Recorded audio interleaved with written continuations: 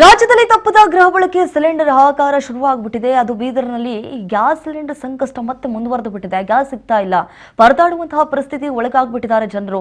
ಕೆಂಡದಂತಹ ಬಿಸಿಲನ್ನ ಲೆಕ್ಕಿಸದೆ ಕ್ಯೂನಲ್ಲಿ ನಿಲ್ಲುವಂತಹ ಪರಿಸ್ಥಿತಿಗೆ ಒಳಗಾಗ್ಬಿಟ್ಟಿದ್ದಾರೆ. ನೋಡಿ ದೃಶ್ಯಾವಳಿಯಲ್ಲಿ ಗಮನಿಸ್ತಾ ಇದೀವಿ. ಈಗಾಗಲೇ ಆ ಬೀದರ್ನಲ್ಲಿ ಕೇಳಬೇಕು, ಆ ಬಿಸಿಲು ಯಾವ ಪರಿ ಇರುತ್ತಂತಂದ್ರೆ 41 ಡಿಗ್ರಿ ಸೆಲ್ಸಿಯಸ್ ದಾಟಬಿಟ್ಟಿದೆ.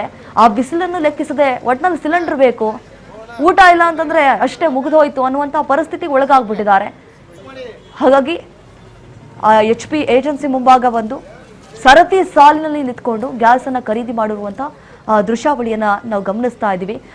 ಸರಿಯಾಗಿ ಕೊಡ್ತಾ ಇಲ್ಲ, ಕೆಲಸ ಕಾರ್ಯ ಬಿಟ್ಬಿಟ್ಟು ನಾವು ಬರ್ತೀವಿ, ಸರಿಯಾಗಿ ಸ್ಪಂದಿಸ್ತಾ ಇಲ್ಲ ಅಲ್ಲಿರುವಂತಹ ಸಿಬ್ಬಂದಿಗಳು ಅಂತ ಹೇಳಿ ಆಕ್ರೋಶವನ್ನ ಹೊರಹಾಕ್ತಿದ್ದಾರೆ. ನಿಜಕ್ಕೂ ರಾಜ್ಯದಲ್ಲಿ ಈ ಗೃಹ ಬಳಕೆ ಸಿಲಿಂಡರ್ ಹಾಹಾಕಾರ ಇನ್ನೂ ಮಿತಿ ಮೀರ್ತಾ ಇದೆ.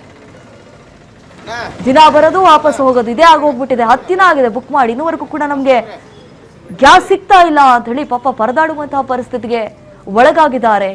ಎಲ್ಲ ಕೆಲಸ ಎಲ್ಲ ಬಿಟ್ಬಿಟ್ಟು ಇಲ್ಲಿ ಬಂದು ತಾಸ್ಗಟ್ಲೆ ನಿಂತ್ಕೊಳ್ಬೇಕಲ್ಲ, ಅದು ಬಿಸಿಲಲ್ಲಿ, ನೀರಿಲ್ಲ, ಊಟ ಇಲ್ಲ, ಸಾಕಷ್ಟು ತೊಂದರೆ ಆಗ್ತಾ ಇದೆ.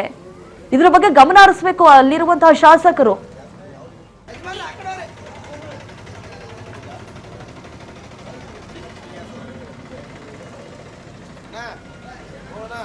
ಬರೋಣ